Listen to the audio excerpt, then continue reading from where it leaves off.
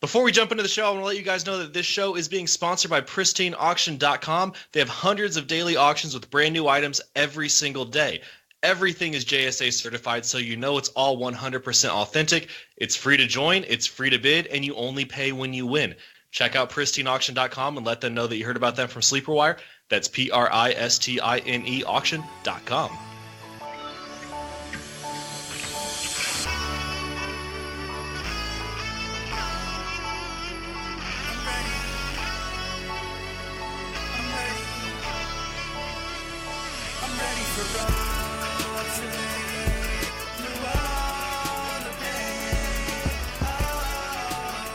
Welcome to the playoffs, everybody. This is the Week 14 Sleeperwire show. I am here with Prophet Hus and Primetime Lucas. What's going on, fellas? Week 1 playoffs. Let's go. Oh yeah, I'm looking around. It's a glorious time to be here amongst you fellas. In the glory is coming. I can see it. I can see the road. I can see the confetti high in the sky. It's coming. You find a lot of ways to say the same thing. Yes. Yes. Oh, guys. Things to the people. Absolutely. Well, I am Professor Chris, like I said, with Hus and Lucas. And before we get into the matchups for Week 14, I got a question for each one of you. And Lucas, I'll kick it to you first. How many leagues do you have, and how many playoffs did you make? I have 8 leagues, and I made it in 6. The leagues that I did not make it, I missed it by 1 spot. Very disappointed. I had decent teams, and just, sometimes you get unlucky. Sometimes. Did you make it in the Pro-Am? I did not. That was one of my misses. Yep. Bummer. Yeah, it's a rough one.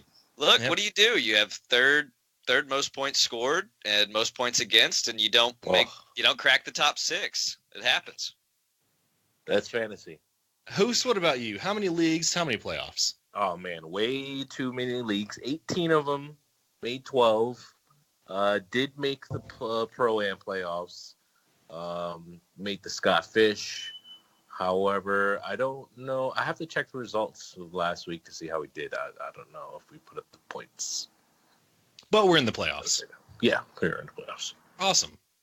Well, I have 12 leagues, 9 confirmed playoffs as of right now. I've got one 4-team playoff league that goes one additional week, but I'm playing a 4 and 9 team this week, so I'm probably going to make the playoffs in 10 of my 12. So I'm pretty excited about that. I did get the number 1 seed. Well, not number 1 seed, but I got a first-round bye in my Pro-Am. Hey, there you go. Nice. Yeah. There you go. Yeah, so I'm at the top of one division. Jake Seeley's right behind me. The top of the other division is Mitchell Renz, who nice. He has more points scored like by 200 than the next closest person. And I think 11-2 on the season, didn't spend $1 of his fab, right? Didn't spend any of it. So I'm going into this week. I was like, all right, I have $66 in fab. The next closest is 45. Jalen Samuels, well, he's out here on waivers. Well, I guess I'm just going to bid 46 and get him. Nope. For the very first time, Mitchell Renz decides, hey, I'm going to play the waiver wire and throw in a claim for 95. So no one can outbid me. Smart. And take Samuels away from me. Whatever works. I sent him a message. I was like, dude, he didn't make a move all year long. Granted, he didn't have to. I mean, his team is killer. But wait till the playoffs to take Jalen Samuels from me. Hey, smart man. Smart man. That's right. Probably. We each got the first round bye, so I'm hoping to take it back to him in the playoffs, in the championship. There you go. There you go. All right, guys. Well, enough about our teams. Let's go ahead and jump into the matchups. We have, 16 games to get through because there are, once again, no teams on bye. This is the fantasy football playoffs. Briefly, Thursday night football. We have a really crappy game. Jaguars at Titans. This matchup earlier in the season when it was in Jacksonville was 9-6. So how pumped are you guys to watch this game? Woo! About as excited as I was to watch last week's game. Actually, last week I was pretty excited to watch that game, and it hurt me. It hurt my feelings. I'm glad the Cowboys won, but did not help me having Mark Ingram, Kamara, and Michael Thomas all have poor games for the second week in a row. I know a lot of people are feeling that right now. Yep. That was brutal. I have Corey Davis in one league. I think it's our Sleeperwire Dynasty League, which, by the way, we have 3 different Sleeperwire leagues. Those two of those 3 are the only ones I didn't make the playoffs in. And yeah, Lucas, you're I think bad you. against us, basically. I'm bad against you except for the one that you're in, Hoos. That little 8-team league that we've got. Yeah. Yeah. I What's think up? I made it in all 3 of the Sleeperwire leagues. I think I made it. Oh, that one's disgusting. Yep. Anyways, are you guys playing Dion Lewis tonight in any leagues? Or really anybody from this game? I got Corey Davis in one league. I'm playing him in our Dynasty, but I have Leonard Fournette in one league, and I do have Dion going in a 2-flex PPR league just out of necessity. Well, take Dion out of your flex, put him in the RB slot. Don't risk the injury, man. Yeah, let me take a look at it. Is he not supposed to play tonight? No, you did. No, I'm saying don't flex a Thursday guy. Put him in the designated position. Oh, well, move him out of your flex. I thought it was the other way around. No, you want your flex position to be flexible on Sundays. You don't want it taken. Yeah, I guess. Yeah, that's true. So let me move him in. Let me move. This is Hoos's first season playing fantasy football. It's done. Okay, good. Thank now you, we can get the Professor. show back on track. Anyways, enough about this, the Pooh Bowl. Let's go ahead and move to the first game of the week. Carolina Panthers at Cleveland Browns. Cam Newton threw 4 interceptions last week, but he's thrown at least 2 touchdowns since week 2 until now. This guy's been getting it done. Christian McCaffrey has been an absolute beast, really all season, but lately he's been amazing. DJ Moore, this guy's been turning it on. Last week he wasn't tremendous, obviously, but he does have 19 catches and 292 yards over the last 3 games. So, Lucas, DJ Moore or Cortland Sutton this week? Oh, that's close, but I think I'm going to give the slight edge to DJ Moore. All right, what about you, Hoos? I think I'm going to go Sutton. Emmanuel Sanders have anything to do with that? Tiny bit. Tiny bit. We'll get to that a little bit later. I'm going to go with DJ Moore as well. Devin Funchess has been dealing with the back injury for a lot of the season. Hasn't had a double-digit game since week 7. I did find him out there on a couple waiver wires. I picked him up in one just because I had an extra bench spot. Fully expect to be able to drop him. But no, certainly not starting. Greg Olsen re-injured his surgically repaired foot. It's a ruptured plantar fascia, so he is done for the season. Ian Thomas, the rookie, steps in for him. Let's move to the Brown side of the ball. Baker Mayfield. I actually dropped Matthew Stafford this week. I finally did it. I pulled the trigger. I dropped him to pick up Baker as my backup in the Pro-Am. Was that a good move? Yes, it was. Yeah, and he has a great Week 16 matchup, which I've been rocking Phillip Rivers all season. And Week 16, he gets Cincinnati again. Rivers has Baltimore. I am playing Baker, assuming I'm making it to my championship game. That's awesome. Yeah, I've got Dak and Baker in it right now, so looking forward to it. Nick Chubb is at a rushing touchdown in 4 straight weeks. Really, there are only 2 running backs who have more fantasy points per game than Chubb over the last 3 weeks. And that's one guy who's in this matchup, Christian McCaffrey and Zeke. Aside from that, Nick Chubb has been amazing for the last 3 weeks. And Jarvis Landry, 6 for 103 last week. Hoos, do you think he finishes around wide receiver 1 this week against Carolina? Or was it just kind of like a flash in the pan, just ignore the 6 for 103? Yeah, I wouldn't trust him week to week. What about you, Lucas? I think we start seeing an uptick as him and Baker get on the same page. But the issue with Baker is that he spreads the ball around so well. He doesn't lock in on one guy. He finds who's open. Yeah, that's been the case, which is a huge disappointment for this next guy, David Njoku, who has just been up and down all season. 3 catches for 8 yards last week. It is really hard to get 3 receptions and not get 10 yards. So he's not someone that you can rely on, but you may have no choice. There's a league I have Njoku and Jordan Reed. I'm still not sure who I want to play. Hoos, I know you like Chris Herndon. Would you play Njoku or Herndon? This week I'd play Njoku. Yeah, Herndon's got the Bills. Yeah. Let's move to the next one. Ravens at Chiefs. A really good defense against a really good offense. Starting with the Ravens. Lamar Jackson's had at least 70 rushing yards in each of the last 3 weeks, so it seems like he's got a pretty safe floor for you, but from a passing perspective, he has been one of the worst in the NFL. I think 31st in fantasy points from throwing the ball. Just horrible. That said, Lucas, start sit Lamar Jackson against the Chiefs. I think he may be streamable. Who's what about you? We'll see that later. No, I'm good on that guy. You're good on that guy. What about Yeah. if you had Lamar Jackson or Matthew Stafford? Stafford. Oh, no way. Yeah. Give me Jackson. Give me a guy that's probably going to throw a touchdown.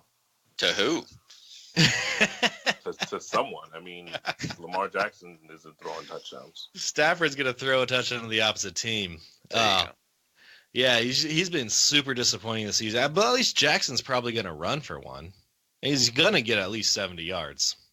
Yeah. I don't know. I think this Chiefs offense is probably going to be able to put up points, and he might actually have to throw. I'm not saying it's going to be good or pretty, but I think he's got a pretty safe floor. Let's move to the running back here. Gus Edwards, and man, the work is still there for this guy. 21 carries last week for 82 yards. That's really all we have to talk about on the Ravens side of the ball, isn't it? Yeah, not a whole lot there. Yeah. It's kind of like talking about the Jaguars wide receivers. That's what the Ravens wide receivers are. Talking about the Chiefs. Pat Mahomes, 41 touchdowns on the season, having a historic year, 100% must start each week. Spencer Ware, this is certainly not the greatest debut from him, but he did turn his 15 touches into 12.2 fantasy points. That said, he is going against the Ravens, who have been the best defense against the run for fantasy. Lucas, do you expect Ware to have a better game this year, or not this year, this week, let's say PPR, than 12.2? No, not really. With the signing of West and going against the Baltimore defense, I am very skeptical of Ware. Hoos, what about you? Do you like Ware or not? Yeah, I think he's fine. It's obviously not the sexiest, but he's getting enough work. He is. For right now, anyway. But as Lucas said, Charcandrick West, the Chiefs did bring him back. He's likely going to take a lot of passing down work away from Ware. So that said, is Spencer Ware startable this week? I mean, he was the waiver wire darling of last week. Is he startable this week? Yeah, I'd say he's still startable. He's startable, but you don't love it. You got to temper those expectations. Yep. Tyreek Hill is a must start every single week. Sammy Watkins is back at practice. I got in a limited session. If he's back, can Chris Conley be dropped, or do you have to hold on to him as Watkins insurance, Lucas? I'd hold on to him. There's a few other guys you could pick up out there right now, but I like Conley, and Watkins always goes down. Hoos, would you rather have Conley or Traquan Smith? I'd rather hold on to Conley, but I'd still probably rather pick up maybe Dante Pettis, even Zay Jones. I think I trust those guys over having to worry about Sammy Watkins and Sergio Conley's. So, yeah, I think I'd rather take a stab at Pettis. And the last player for the Chiefs here, Travis Kelce, you are clearly starting this guy. I mean, he's a top 10 wide receiver, putting up phenomenal numbers as a tight end. Moving on, division game. This one means a lot for the Indianapolis Colts. They travel to Houston to take on the Texans. Man, Andrew Luck last week was seriously disappointing. Colts put up 0 points last week after Luck had thrown at least 3 touchdowns in 8 straight games. The Jaguars defense has looked really not that great. They look bad this season, but they showed up last week. And if the Colts had kicked a field goal earlier in the game, instead of going for it on 4th and goal from the 1-yard line and getting stopped, they would have been in a position to tie it. So this is another example of when a call from Frank Reich has kind of backfired, because they had that one, I think it was in Houston, or against Houston earlier this season, where they went for it on 4th down and didn't get it. Yes, do you agree with this call? Would you have gone for it on 4th and goal or take the points? I would have went for it. I would. And I would just make sure that I had a play dialed up that I was ready to rock and roll. Yeah, I'm not too upset at it. Sure. Yeah, obviously I would have liked my Colts to have won the game, but I love how Frank Reich is calling the plays this season. I love how he's not being conservative. You know what? It's 4th and 1. We're going to go for it. We're going to try to get those points. And then, if we don't get it, our defense has them on their own 1-yard line. They would have been in a position to, kick a field goal to tie the game. But who knows, what would have happened at the rest of the game if they gotten the points, Yeah, exactly. I mean, good for him to go out there and make that call. Yeah. Maybe we'll see more of it. And if they get it, that's huge. Exactly. Yeah. We're singing different tunes. I love it. I think Frank Reich's gutsy, and it's a lot of fun to watch. Marlon Mack, just an awful performance last week. He was not a lot of fun to watch. 8 carries for 22 yards or 27 yards. And the matchup against Houston is not much better this week. Nyheim Hines, 9 catches on 9 targets for 50 yards. A good PPR day, but not good in standard for the most part. T.Y. Hilton, 8 for 77 last week. Andrew Luck still trusts him even in this difficult matchup. And the last time the Colts played Houston, T.Y. Hilton put up 115 receiving yards. Not saying he's going to do that in Houston this week, but he's certainly got the ability to do that. It's pretty nice numbers. Yeah, absolutely. Absolutely. Last guy here for the Colts, Eric Ebron, 10 for 81 last week. He didn't get to the end zone, but he still put up a great fantasy day for you. Moving to the Texans side of the ball here. Deshaun Watson, his high for the season, high points in fantasy, came back in week 4 against the Colts. It's a good matchup for him this week at home. Lamar Miller, that's a little piece of news here. Deonta Foreman was activated off the PUP list. Miller's been nearly an auto start for weeks now. Hus, is Lamar Miller still an RB2, or does Deonta Foreman there kind of just kill it for you? No, I think if anything, he steals from Alfred Blue. I think you're still going to see Lamar Miller.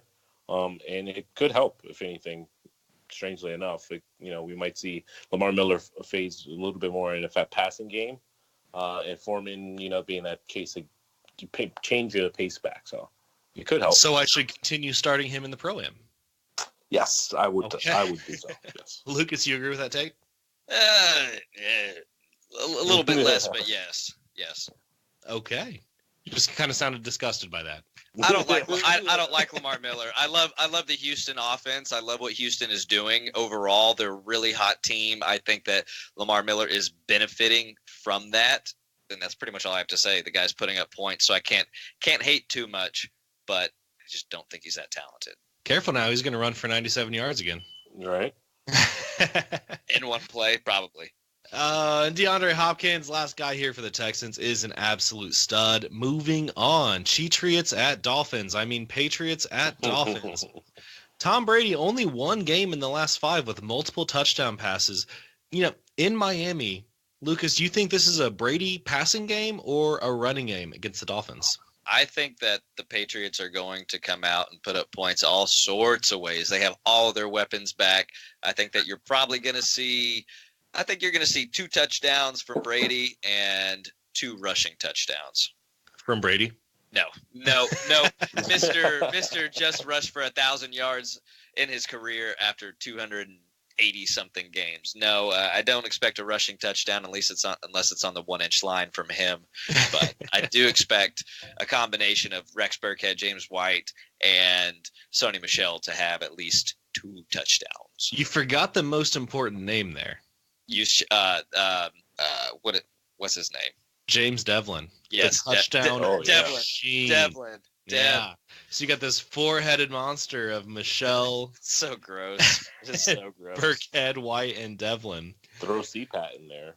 And Cordell Patterson. Yeah. Good luck predicting this one. Yeah. See, I think what it is that Belichick he plays fantasy football. Yeah. And whoever's in his league that he wants to screw over the most, he's like, I'm not playing that guy this week. Well, have you guys seen what he has on the sideline? He has that little spin wheel that he spins, and that's how who's going to get the touchdown.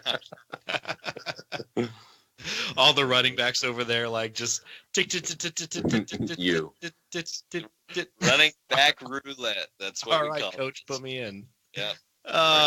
Anyways, if you had to play a running back, I'm assuming Michelle or James White. Who's it going to be? Sony Michel. Yeah, Michelle. I'd agree with that. Yeah, Michel's still getting his, and Burkhead's eating in more to James White than the Michel's volume. I think we could see it go the other way, but for right now, I'd lean Michel. But we could completely see it go the other way. We could see Burkhead take from Michel and James White. It's pointless for us to predict Patriot running right? backs. Yeah, it's not even fun to speculate. Yeah. Yeah, anyway, so let's go ahead and move on. Josh Gordon has been solid for a while now, at least 70 yards or a touchdown each of the last 4 weeks. Julian Edelman, Miami's stud cornerback Xavier Howard is probably going to be on Gordon. So Edelman is once again going to get those little dink and dunk passes, which is all Brady knows how to throw. Stupid system QB. He's an old man. What do you want? Now I'm just a Brady hater, so I'm trying to. Sorry for all those Patriot fans listening, but it is what it is.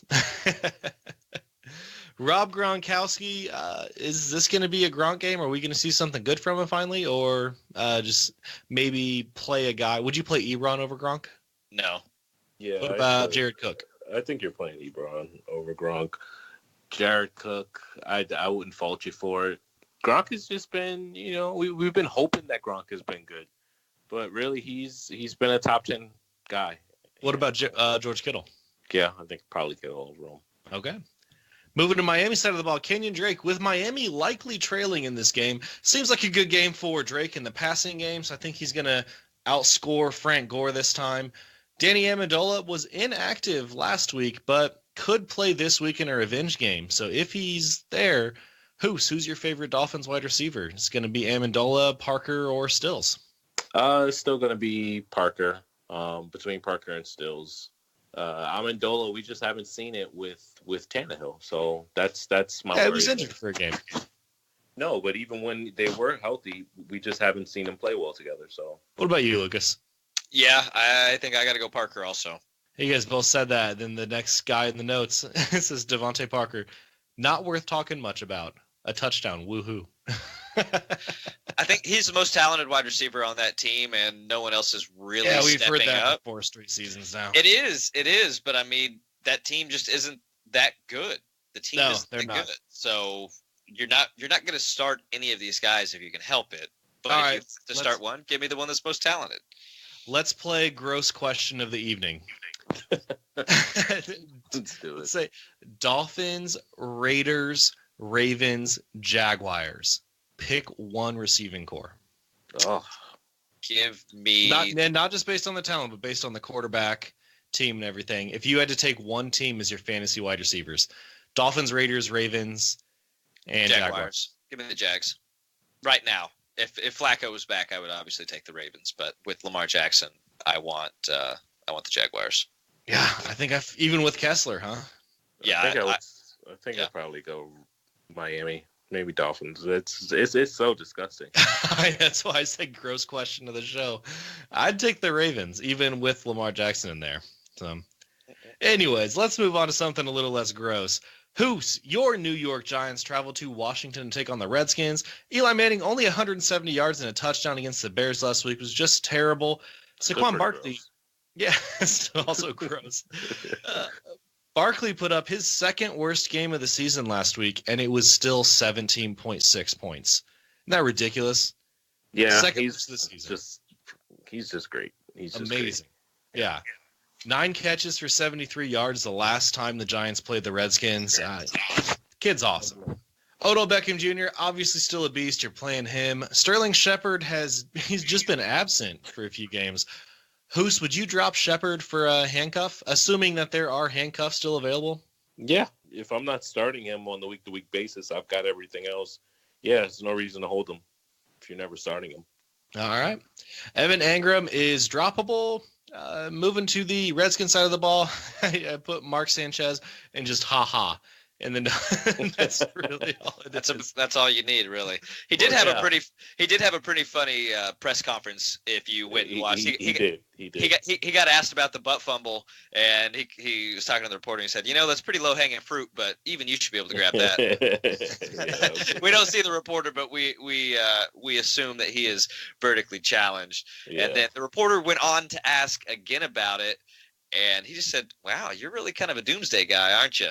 And he got everyone laughing. But I thought that was Sanchez would do much better as a host than a quarterback, I think. He's actually pretty witty and funny. So he has a future somewhere.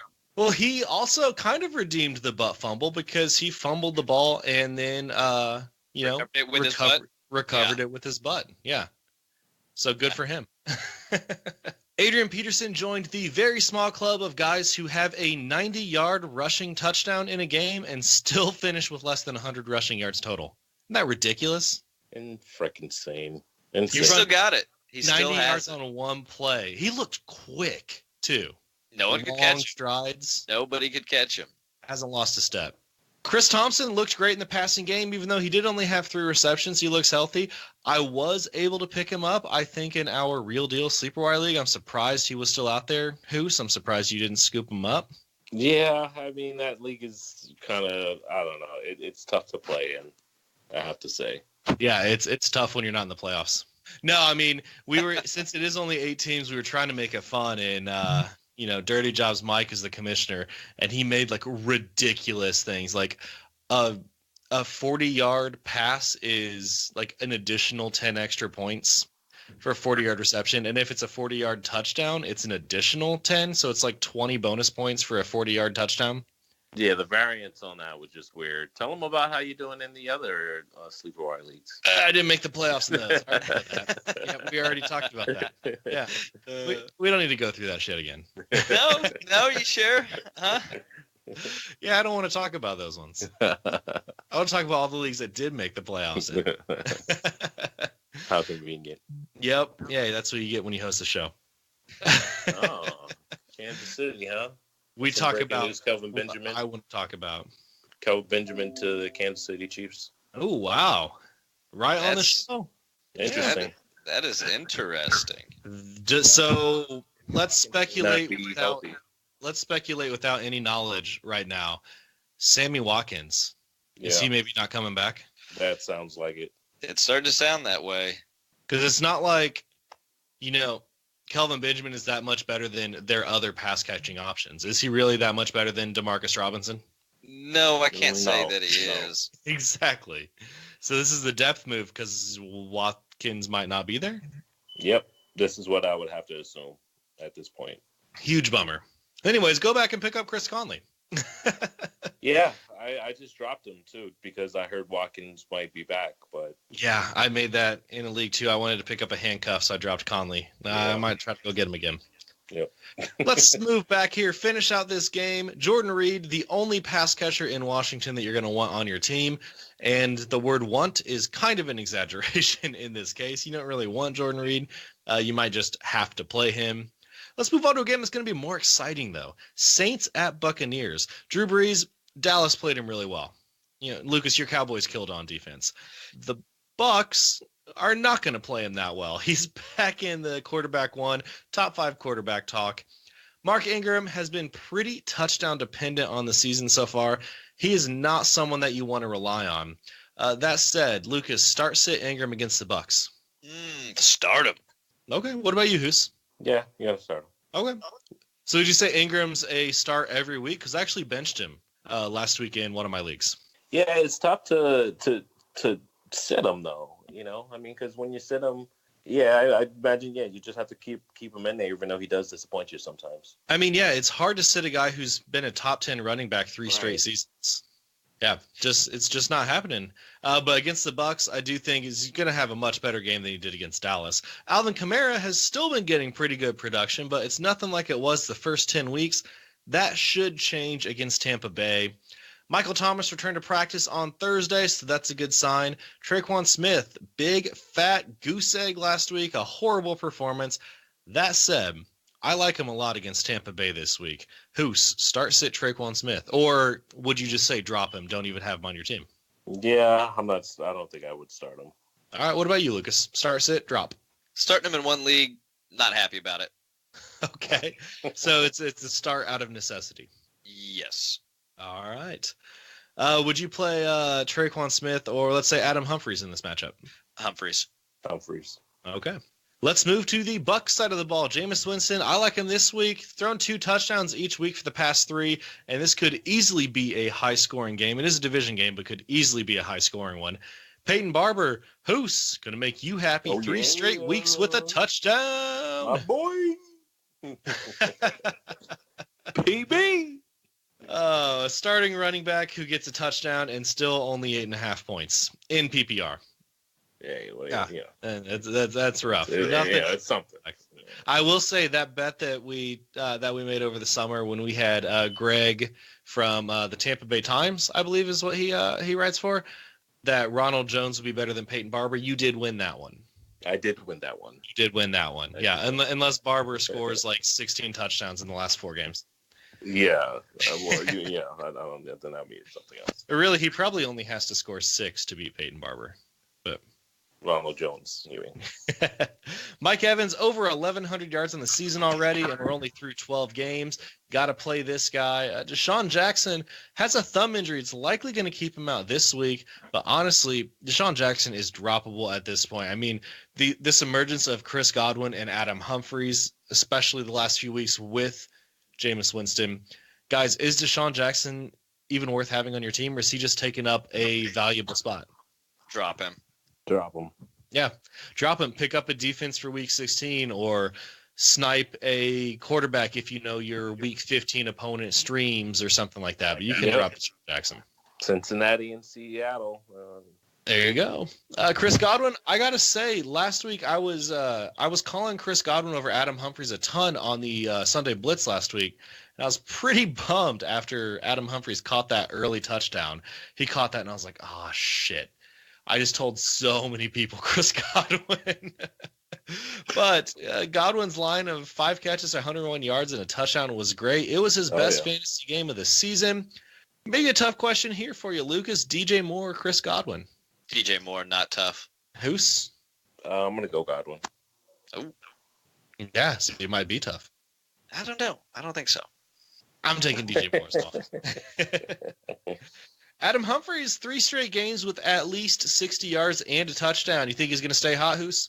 Yeah, I mean, he has been. He's been the top 12 receiver for the past few weeks. So, yeah, keep rolling him out there. Cameron Brate, Cameron, not so great. Where is this guy? We all know what he can do with Winston. We saw it the last 2 seasons. It's just super disappointing.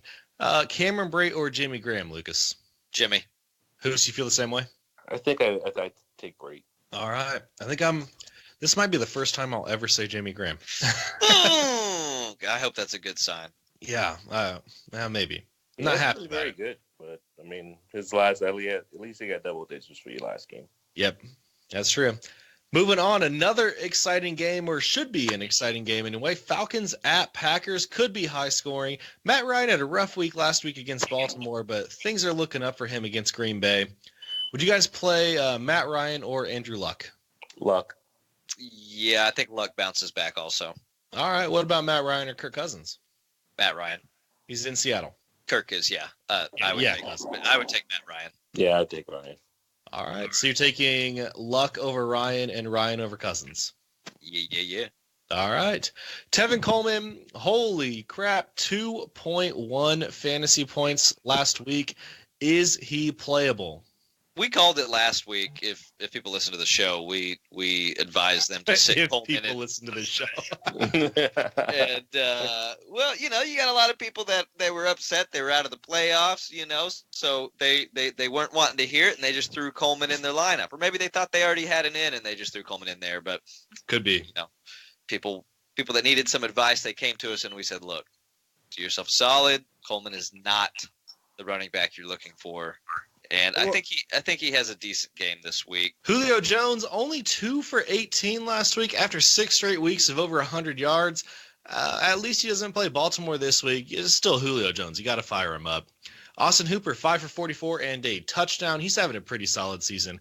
I think he's worked his way into starting lineups, regularly starting lineups.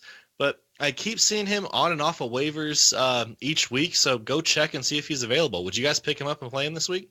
If you need him, if Greg Olsen, you just lost Greg Olsen, sure, yeah. Yeah, I mean, he's a top 6 tight end. Why wouldn't you? You know what? I saw him on waivers this week. Picked him up in one. I don't know why. Yeah, I don't know either. It is what it is. Aaron Rodgers has been terrible for the last couple of weeks. However, he does get the Falcons. He's at home, and Mike McCarthy has been fired. So, Aaron Rodgers or Jared Goff this week? Goff's got the Bears. Yeah, I think I'm going to go Rodgers here. I think Rodgers is going to come out. He's going to feel invigorated. He's going to be so excited that his disdain for Mike McCarthy can finally leave, and he's going to have a big game. You think Rodgers is just going to be like, you know what? I'm calling the plays. Yes, pretty much. I think that's exactly what's going to happen. I am the captain now. Yeah, you can be the interim offensive coordinator, but I'm putting interim in quotation marks. Yes. Yeah, just hold the clipboard up and pretend like you're saying something. Stand there and look pretty, coach. Yeah. I'll make us look good. Hus, what about Rodgers or Russell Wilson? Still Rodgers. Okay. This week. Aaron Jones has 7 touchdowns in his last 6 games. He's a must-start player for sure right now. 5 rushing touchdowns in the last 4 games as well. He's been killing it. Devontae Adams. Guys, it's crazy that as soon as I go on that rant last week about how much disrespect, or maybe not disrespect, but the lack of proper respect that he's getting in the fantasy community, he comes out to the media about not getting the respect that he deserves. So huge shout out to Devontae Adams, number 17 for the Green Bay Packers, for listening to the Sleeperwire show. That's right. Thanks for listening and finally understanding your true value. We got your back, man. We got your back. We'll send you a t-shirt and a hat. You can wear it after Sunday's game. Yes. I will say that our Keenan Allen versus Devontae Adams debate is starting to get a little more exciting now. Allen was a little rough in the beginning of the season. They weren't using him, but I think he's the number 1 wide receiver since week 9 now. So yeah, Adams needs to be up there, though. Yeah, no, he is there. Yeah. So two guys we both really like. He's been the most consistent wide receiver all season long. Absolutely. He hasn't given you one dud. For sure. I mean, 85 catches on the season, over 1,100 yards, 11 touchdowns on the season. He's the only wide receiver in the NFL with double-digit touchdowns in each of the last 3 seasons. And he hit that last week in Week 12. There's still 4 games left in the season, and he's already got 11. So just nuts. Yeah, I'll say Keenan Allen has 42 receptions over the last 5 weeks. Okay. All right. Yeah, it's going to come down to the wire for sure with those two. That was a good one. Jimmy Graham, I thought he had a thumb injury, didn't he? 8 catches for 50 yards last week. That thumb looked pretty all right to me. Let's move on to maybe a crappy game for everybody who's not a fan of either team. Jets at Bills. Sam Darnold, he's coming back from injury, so hooray for that. Isaiah Crowell, 107 total yards last week. 21 carries for 98 yards on the ground. That's the most amount of carries that he's gotten this season, but he does have Buffalo this week, and the last time they played, he put up 37 total yards. Guys, I see Crowell out there on waivers in 8 and 10 team leagues.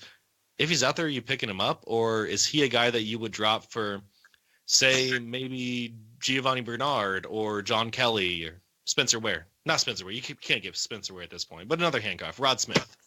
No, I'd rather have all those guys. Over Crowell? Yeah. Yeah, in an 8 or 10 team league, you're just not going to use him.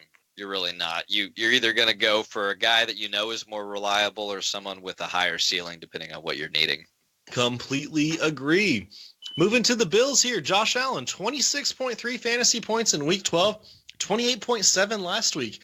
He has looked great for fantasy, but those stats are a little inflated by his 99 rushing yards and 135 rushing yards totals for the last 2 weeks. So 9.9 of those points in Week 12, and then 13.5 of those points in, last week, Week 13, came from running the ball. If he didn't run the ball, those are 15-point weeks. Oh, yeah. Yeah, but, I mean, the rushing numbers are there. So, I mean. But he hasn't done that until now. He's got some rushing touchdowns, but the massive amount of rushing yards hasn't been there until the last 2 weeks. You think that continues on against the Jets? Yes. All right. I mean, you would hope so. I mean, a lot of people are placing him high. All right, so Josh Allen or Lamar Jackson? I think Allen. Lamar. I'm going to go Jackson as well. And, yeah, they're probably going to be about the same rushing. I think he has better weapons. Lamar Jackson has better weapons. He doesn't use them. He doesn't, but he still has better weapons. On the off chance that they worked on his throwing ability this week in practice. There we go. Kelvin Benjamin and Andre Holmes were released from the Bills. Benjamin, as we were recording the show, got the alert about 15 minutes ago, has signed a deal with the Kansas City Chiefs. It means Zay Jones is the wide receiver 1 for the Bills now. Pick up or leave there? Pick him up. Okay. LaShawn McCoy at this point is an RB2, but nothing more. I was actually, right before we recorded the show, I was going through some waiver wires because, it's Thursday. Like the waivers from Tuesday have cleared, or waivers from Wednesdays have cleared maybe by now. So we're looking at guys, okay, who was dropped and so on. I couldn't bring myself to do it, but I wanted to drop LaShawn McCoy for a handcuff. Oof. No. I didn't. No, don't I didn't, do that. but I wanted to. Do you remember last year, LaShawn McCoy's best game was when it started getting cold? Remember when it was snowing outside and the dude was just ripping off touchdown runs because no one could touch him? I remember that because that was the game when I told everybody to play Frank Gore. And I was like, look, they're going to get a foot of snow. Play Frank Gore. And he touched the ball. He rushed it like 32 times. That was the Frank Gore, LaShawn McCoy game. That's 6 inches of snow in Buffalo. Yes, sir. You know I loved me some McCoy last year. Yeah. Not this year, though.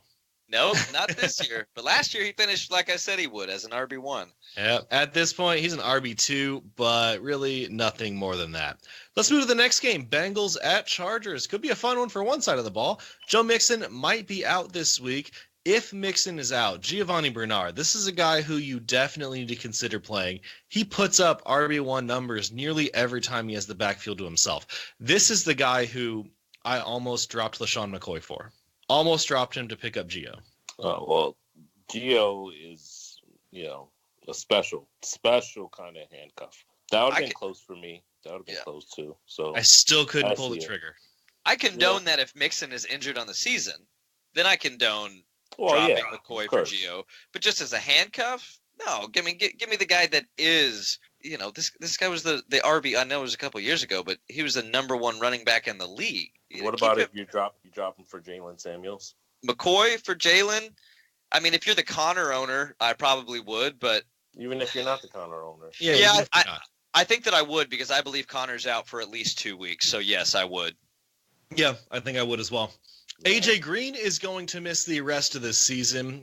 Super bummed for him, but Tyler Boyd has been putting up great numbers with Jeff Driscoll. 7 for 85 and a touchdown in week 12, 6 for 97 last week. He's the main guy in Cincinnati. And really, he's the only wide receiver we need to talk about there. But he's been doing really well. Let's move to the week 15 matchup. This was another one we talked about. There was a lot of other hosts on Twitter and personalities that were talking about how all of the skill position players in Cincinnati were going to take a huge hit with Andy Dalton going down and Driscoll coming in. But we said immediately, no, I don't want to name names. Huh? No, I do not. No, I do not. I will not do that.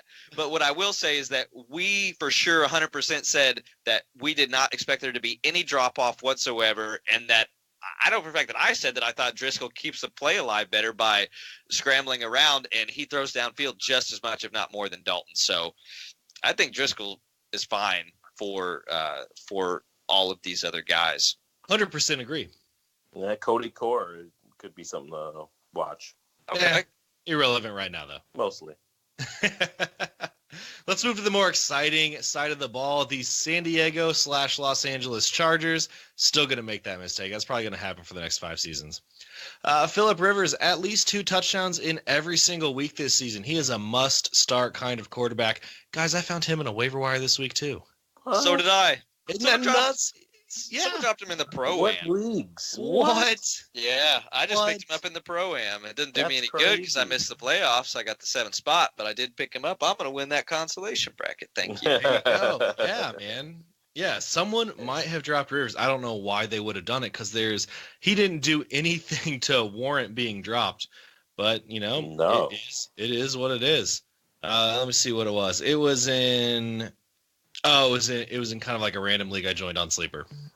But still, yeah, he was dropped, so it had to have been an active owner. I'm pretty happy about that. It's also a league that I made playoffs, and I have a first-round bye, and so does Dirty Jobs.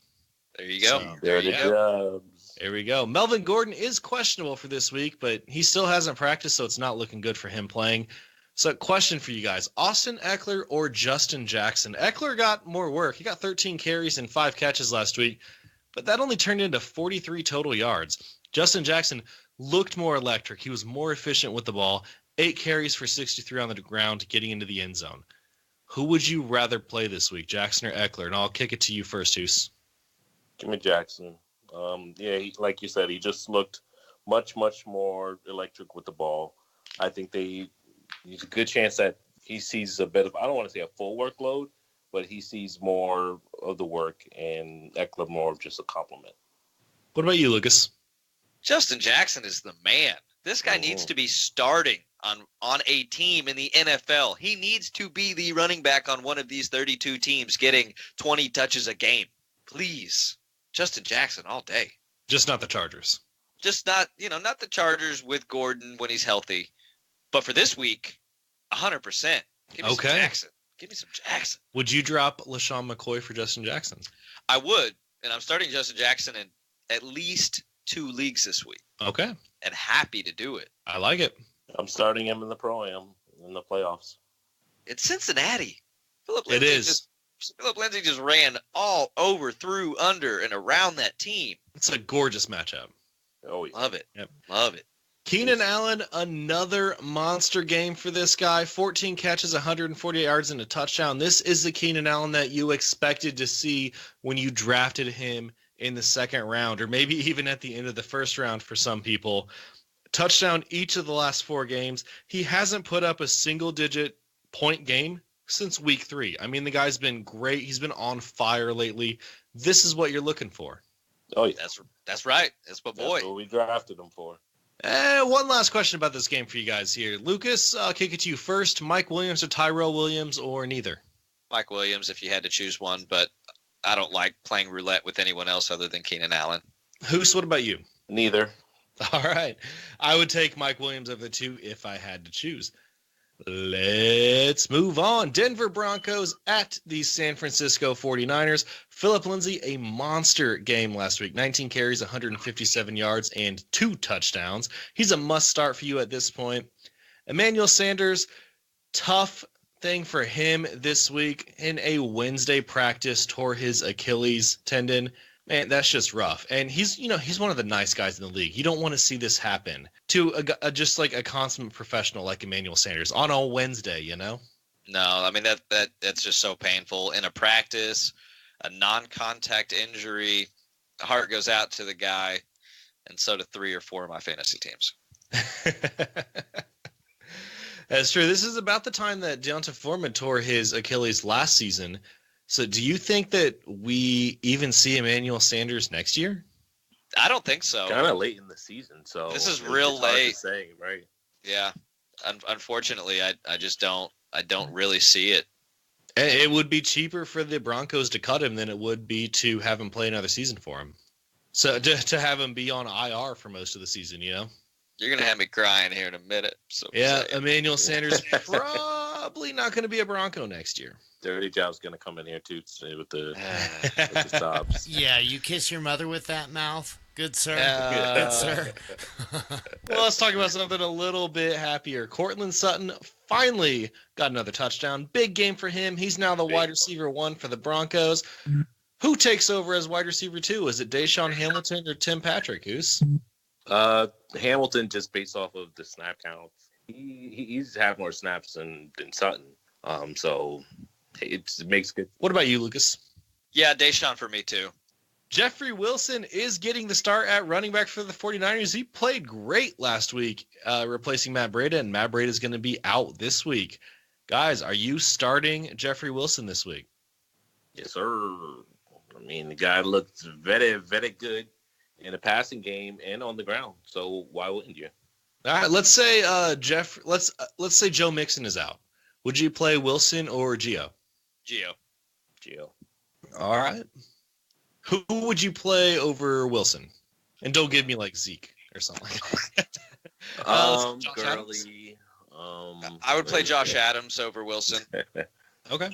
I think that's a good gauge right there. Are you starting any of the 49ers wide receivers? Pierre Garçon, Marquise Goodwin, Dante Pettis? Yeah, Pettis. Yeah, Pettis I want to start Pettis. Yeah. You are starting. Yeah, I think he becomes the one on that team. Okay. And George Kittle, still a good play every week. The guy is a great tight end. Let's move on. Another division game. We got a lot of these as the season comes to a close. Eagles at Cowboys. Carson Wentz looked good for the first time in a while last week. He looked great while scrambling. He was making strong, accurate throws on the run.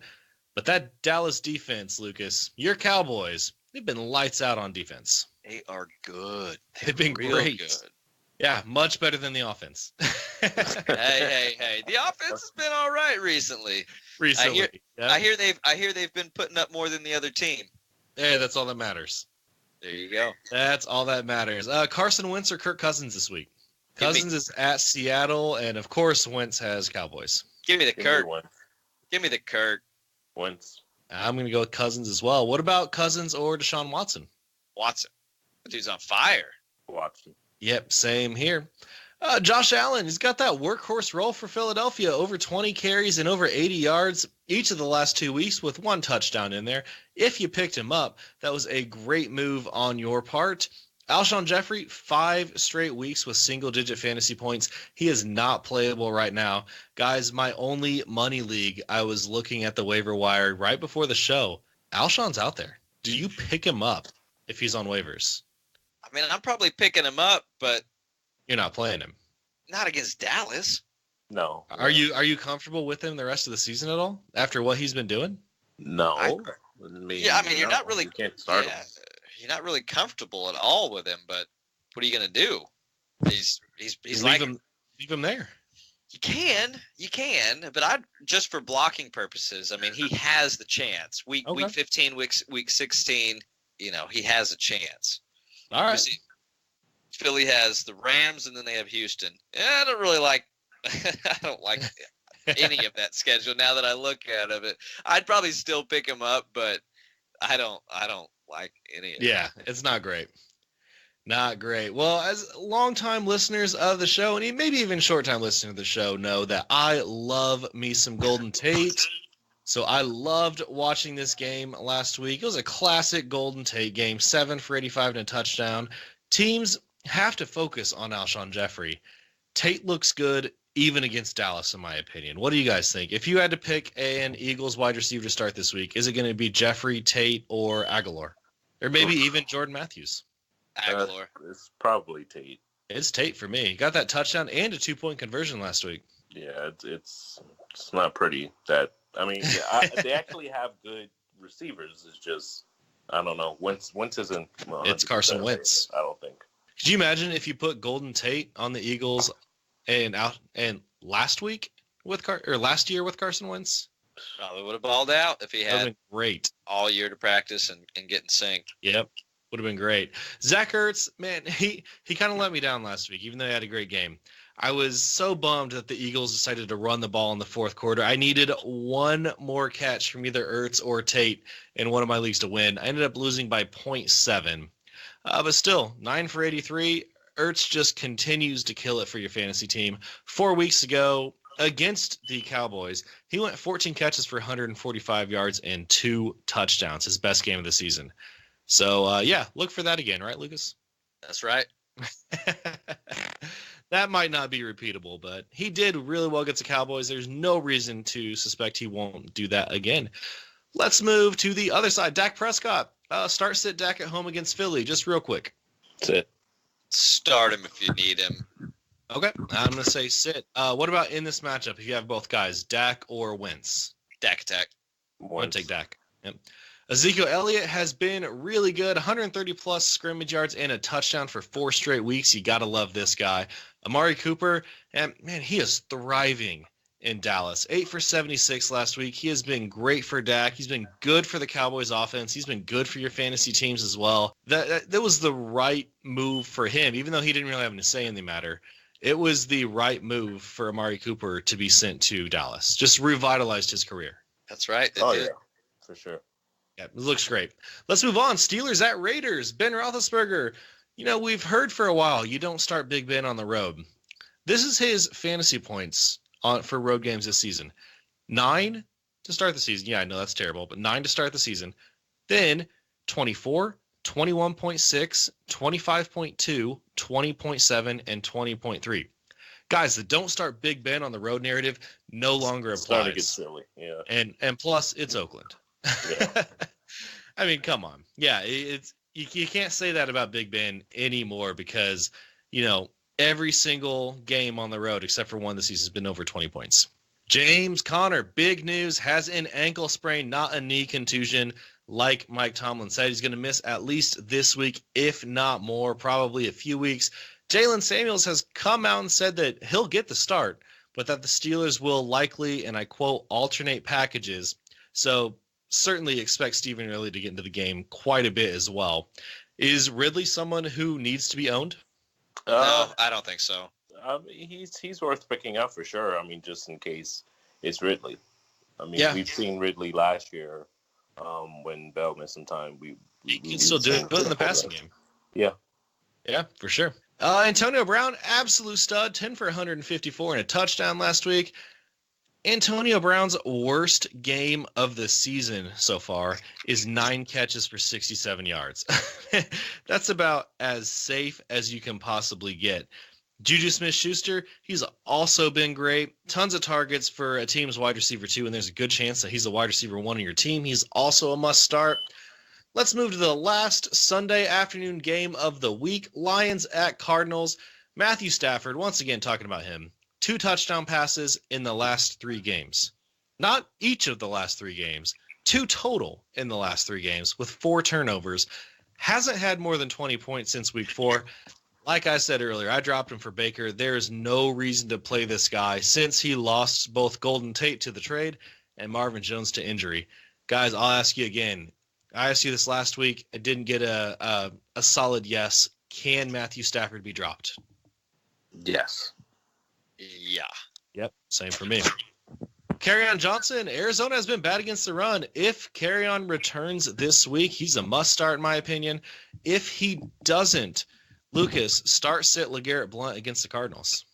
Blunt's getting 20-plus touches a week with KJ out, so he's a start if you need a running back. Okay.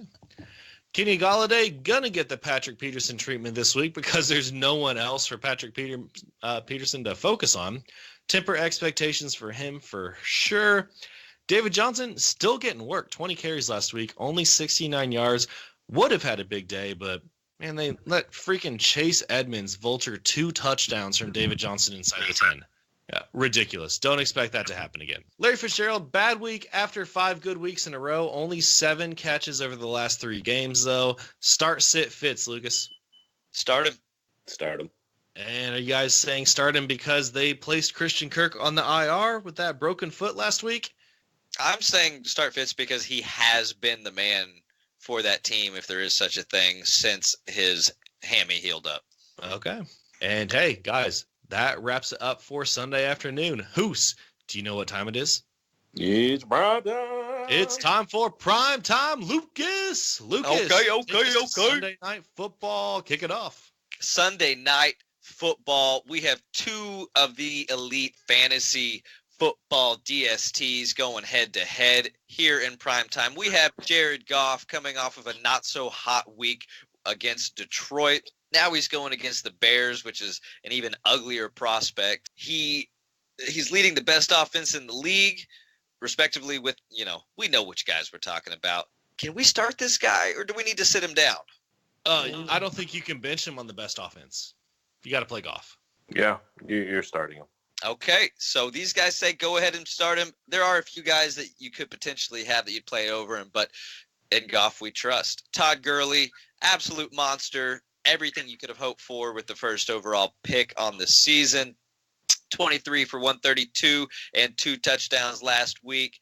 Back to being 30-point Mr. Man Gurley that we know and love. He's going to win you another week here this week, let's hope. Let's go to the next guy here.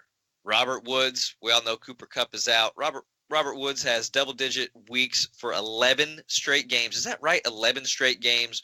One of only 6 wide receivers to have 11 games with 12-plus fantasy points. He is a must-start. Brandon Cooks, don't need to say anything else here other than he is also a must-start.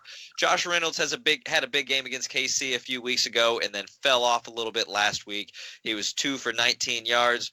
Probably don't want to fire him up against the Bears, but what do you think, guys? If you had to choose between Reynolds, Traquan Smith, and Chris Godwin, who would you pick? Godwin all day. Yeah, I'm going to say Chris Godwin for safety. If you are projected to lose by a lot and you need a boom, Traquan Smith. Okay, yeah, I'm not super high on Godwin right now. I don't know why. It just doesn't feel good. I don't know why either, man. Just doesn't feel good. Maybe it's because the Saints defense is the real deal. So I think I'd probably lean Traquan here if it were me, but I got outvoted. Gerald Everett was disappointing last week. 1 for 7. Womp, womp, womp. You're hoping for a touchdown with this guy because the targets really just aren't going to be there with everything else that they have going on. Flipping over to the other side of the ball, we have Mitch Trubisky likely coming back this week. What are you guys thinking? Mitch Trubisky has kind of fired it up in the middle of the season. I know he started off slow, but with all of the yards he was getting with his legs, he was helping you put up some pretty big games. He and Goff were actually roommates part of this past offseason. Do you feel comfortable firing up Trubisky if you need to this week? I do. We've got one of our weird Sleeperwire leagues, one of our messed up ones. I'm playing him as one of my quarterbacks this week in our 2 QB league, so okay, I like him. Let's give the people a level here. Would you go Trubisky or Baker Mayfield? Trubisky. I think I'd go Baker here. Carolina's defense has been terrible, but I kind of like both of these guys. Jordan Howard. I did it. Chris did it. Yeah, this was me. He dropped Jordan Howard, and he feels like a big weight has been lifted off of his team. No weight jokes intended here. My bench feels so much lighter. Chopped Giovanni Bernard, 2 running back, no flex league. You have Kamara and Chubb already. I'm getting close to pulling the trigger on him, seeing the way that Tariq Cohen was used last week. Just it hurt me. I was expecting some big things from Howard last week, and it all went to Cohen. And that was with Chase Daniels, who his first read was Tariq Cohen every time. It was, which has not been the case with Mitch Trubisky, but like I said, that 2 running back no flex league where I've got Kamara and Chubb, I've got Kerryon Johnson. There's no reason for me to keep holding on to Jordan Howard. I'm not going to play him. Right. He's just taking up space. I'd rather have a handcuff. Makes sense. It's the time of the year. Let somebody else pick him up, play him against me, and get 4 points. Yeah, it's that. You're right. It is that time. Tariq Cohen, he has been Chase Daniels' first read. With Trubisky back, we're likely to see a little bit different usage here. Hard to really predict. They've been very tough to predict all season, and part of that's just Matt Nagy and good coaching. Matt Nagy has been doing a great job spreading the ball around, and his play calling have been on point. Anthony Miller was 1 catch for 1 yard, but it was a touchdown, and it was thrown from Tariq Cohen. Anthony Miller's not a great play with Chase Daniel, but with Trubisky, he is. And Anthony Miller, I expect to come on strong for the rest of the season. Allen Robinson was 5 for 79 last week. He's been up and down all season. We kind of thought this would be the thing. Start sit against the Rams, says Bears, but the Rams. I see what you did there. You me. Okay, I'm sitting Allen Robinson. Okay, all right. You think you're gonna get a little Talib action? I just don't like him. Good. That's but we don't hold personal grudges or anything here on the show. It's not a personal thing. I don't like. I don't like his face. And okay, so who's start sit a Rob? The only personal grudges I have are against the Patriots. We know that one loud and clear. Flexing them out there. I'm flexing them. He's a flex at best. Yeah. Trey Burton, 1 target. Nah. Settle. I can't get jiggy with that. Yeah. Love the talent. Yeah. Maybe Trubisky revitalizes him, but over under on 4.5 targets for Trey Burton this week. I say push. Beats. Over under what? Over under on 4.5 targets for Trey Burton this week. I'm gonna take the under. No, you know what? I think the Rams are gonna put up a ton of points. Actually, I'm gonna say 4. I'll say you get 5 targets. 1 catch, but 5 targets. Look at that! Did I not just set a perfect line for Trey Burton off the top of the head? Okay, I think that's everything that we need to talk about there for Sunday Night Football. Moving on to Monday night, Vikings at Seahawks. Let's start with our boy Kirk Cousins. We like him this week decently. Don't love him, but we like him. It's in Seattle. That's going to be a tough environment for him to go play in. But the Vikings, this is must-win football right now, so he needs to step up and earn that bat contract. Anything else we need to say about? We still love him in Minnesota. Do you? Do you still have an affinity for this guy? Who's for someone who is not from Minnesota? Do you like Kirk Cousins? No, I'm not a big fan of him. But he has surprised me this year, so I'll give him that. Okay. How has he surprised you? By being bad or good? I'm not sure. Well, I thought he was better this year than I thought he would be. But then he surprised me again on him being bad at times. So, well, he has some pretty terrific targets here to throw to. So, moving on to Dalvin Cook. Super efficient game last week. All right, Chris, I got you, buddy. Dalvin Cook, super efficient game last week. 9 carries, 84 yards, 8 catches as well. Looks like he's back. Dalvin Cook, they need to get him the ball more. He's a stud. Adam Thielen, fortunately, he scored last week because his 5 for 28 was pretty disappointing. Still, Thielen is awesome and must be started each week. Stephon Diggs, almost as great as Thielen. He was questionable going into last week, came out, ball, did his thing. Still questionable this week, still dealing with the same knee issue. Should be fine. He caught all 5 of his targets for 49 yards, and he is very solid in the red zone. They're going to need him against Seattle this week. Kyle Rudolph's been coming on fairly strong recently with Kirk. The Seahawks have allowed tight ends to score on them quite a bit in the last few weeks. Would you guys play Rudolph, Njoku, or Burton? I'm taking Rudolph. Rudolph. Okay, it's that time of year, Rudolph. Lead us. Lead our sleigh to the fantasy championship. Let's go. That's perfect. Let's flip on over to the other side of the ball here. Russell Wilson, 20-plus points in 5 of the last 7 games, but the Vikings have only allowed 12.1 fantasy points to opposing QBs since Week 9. They are playing at home, which does help significantly. I expect Russ to have another 20-plus point game week. Chris Carson is still getting the majority of the carries when he's healthy. He is probably a flex option though against the Vikings. Rashad Penny had 12.5 points and a touchdown. Sounds great, but Penny was on the field for 1 out of every 5 offensive plays. You don't love that and can't rely on him. Nah. Doug Baldwin's had a really rough season. Sit him this week, guys. Man, I think you got to sit him. Yeah, you got to sit him, I guess. There's only one wide receiver I want to play on the starting him in Seahawks this week. Is his name Tyler Lockett? His name is Tyler Lockett.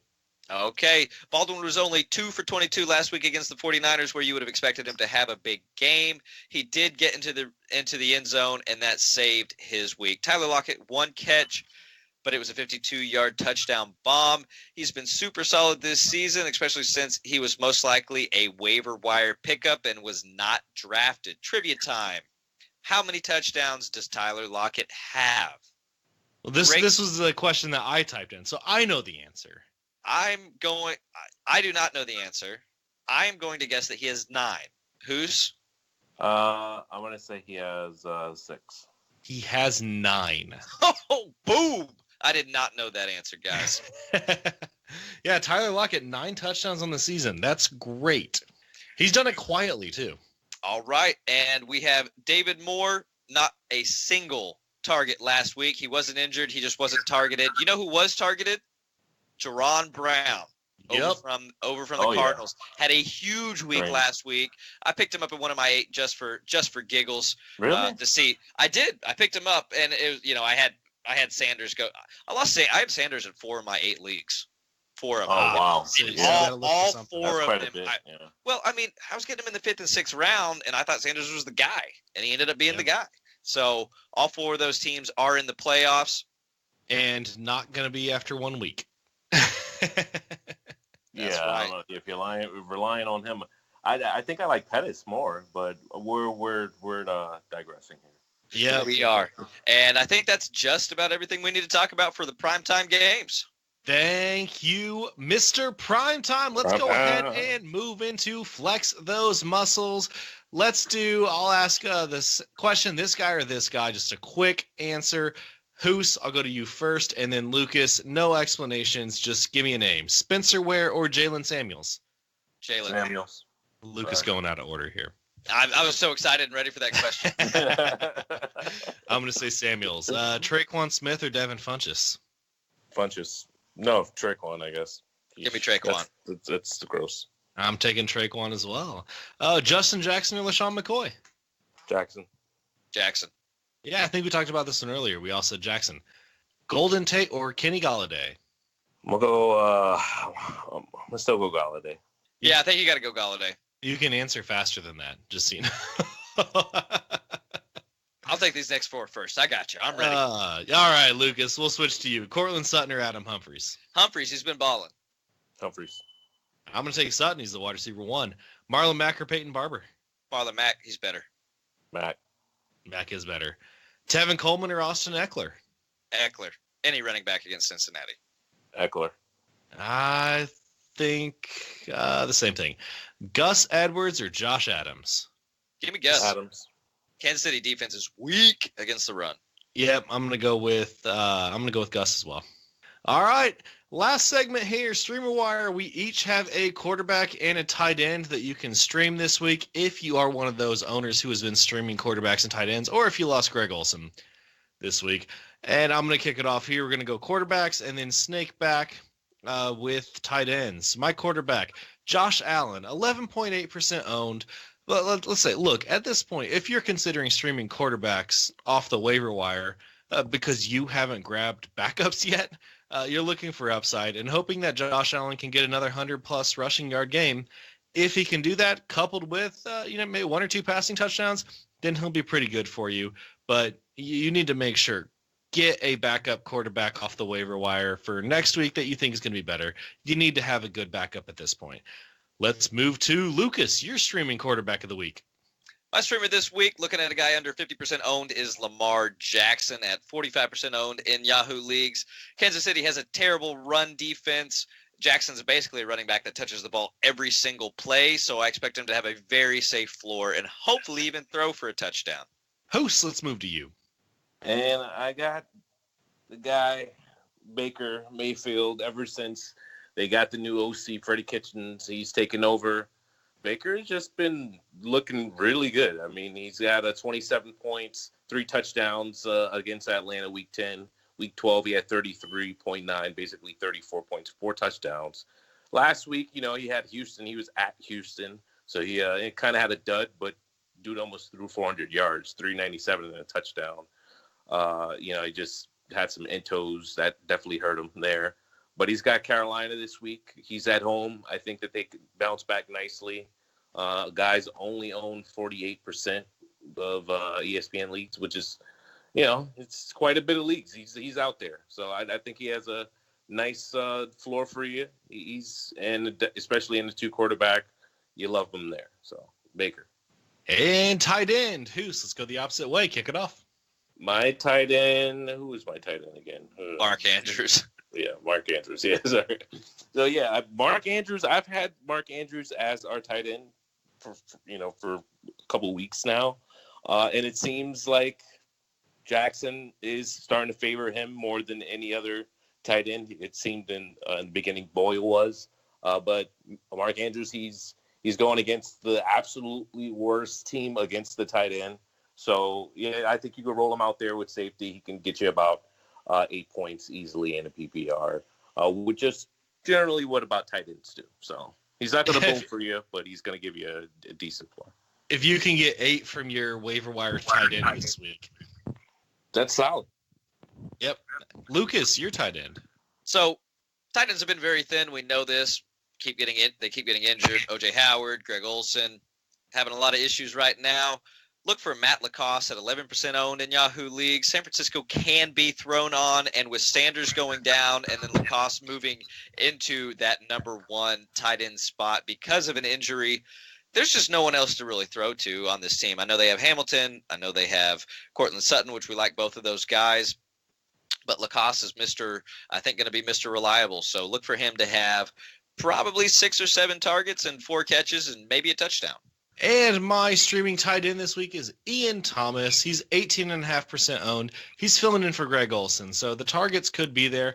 5 for 46 last week after Olsen went down. He may not be a tight end 1, but honestly, guys, at this point in the season, he could be one of the best options out there on waivers. So, go grab him. We also got Matt Lacoste and Mark Andrews. Host Lucas, that wraps it up for the Week 14 weekend preview for the first week of the 2018 fantasy playoffs. Time to go all the way. It is. Guys, let's get those championships. Follow us on Twitter at Sleeperwire Show. We are on there individually at Sleeperwire Hus, at Sleeperwire LBB for Lucas, and at Prof_Chris SW for me. You can find us on the Sleeper app at Prophet Hus, Sleeperwire LBB, and Professor Chris. And then the Fantasy Life app at Professor Chris and Hus the Prophet. Guys, thanks for listening. Good luck this week. Get that week 1 playoff win so you can go to the semifinals. Hus, Lucas, thanks for joining me. Worst of luck to you guys this week. You know what? You can bring it, baby, but it's not sticking. My team. Hey, we play each other. We play each other in one league this week. Yes, we Everybody else, good luck, and we will catch you guys next week for week 15.